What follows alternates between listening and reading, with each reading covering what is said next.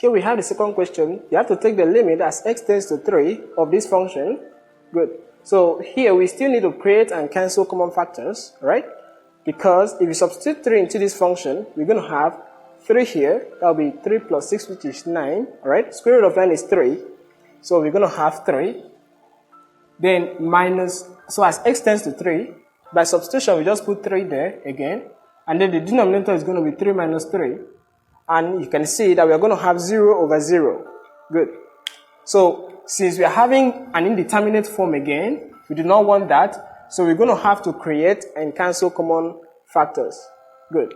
So I will do that by multiplying the numerator and denominator of the function by the conjugate of the numerator. That is multiplication by 1.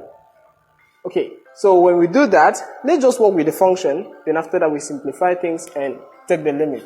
So I'm going to, as I said, I multiply the numerator minus x, multiply it with the conjugate, right? I'll multiply with its conjugate. So when we talk about conjugate of something, right? Now, when you have a certain term, let's say of 2 parts, right? Then the conjugate will be when you change this place to negative. Good. In cases where we have radicals, like numbers in surgic form, when we change the coefficients of the surgic term to the negative, to its negative version, right? But anyway, that's by the way. So we multiply this with square root of 6 plus x plus x. So that is where the conjugate lies, all right? Just the sign between the two terms. This is the first term, second term. This was negative, so we changed that to positive. If it was positive, its conjugate will have the negative sign. Good. So we do the same thing to the denominator. Multiply this with the conjugate of that, which is going to be the same thing. Square root of 6 plus x. Then we add x to that. Alright, great.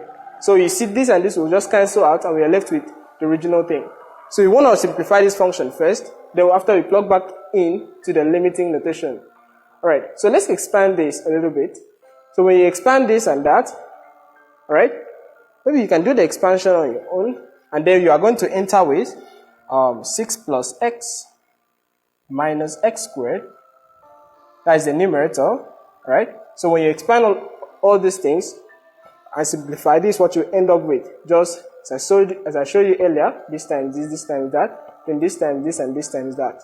Great. Then the denominator, we are just going to keep it as it is. We are not going to expand because we do not want to send away factors, right? We are keeping the factors so that we can cancel them. Okay, so put down the square root of 6 plus x, and then we add x to that. Alright. Now, in the numerator, we have a quadratic, which we can factorize. But I would like to make it a little bit nice. I would like to rearrange this, right? So I'll rearrange this as negative x squared, putting the dominant term in front, then plus x, then plus 6, right? Good. So when we do that, I don't like to have negative for my first term. So what I'm going to do here is to take away this negative sign by multiplying numerator and denominator by negative 1. Good. So I multiply the numerator by negative 1. And I multiply the denominator by negative 1. This will take care of our negative sign. Great. So when we do that, we're going to have this will take care of the whole of that. That will become x squared minus x minus 6, then divided by, that is just the numerator, right? Remember, this and this are the same. So we multiply this with the negative 1. That will be negative of x minus 3, then this part, right? So that is square root of 6 plus x, then we add x to that. Alright, good. So we can factorize the numerator in this case. When we factorize the numerator, I'm just going to write the factors to reduce the length of this video. That will give us x minus 3 times x plus 2.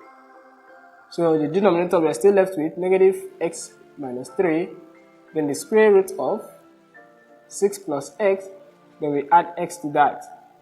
Okay, so from here we see that this and this will cancel. Right? So x tends to 3. X is not equal to 3. So that and that can cancel. So we are left with x plus 2 divided by negative of square root. So let's put a bracket, negative of this bracket, right? 6 plus x, then plus x.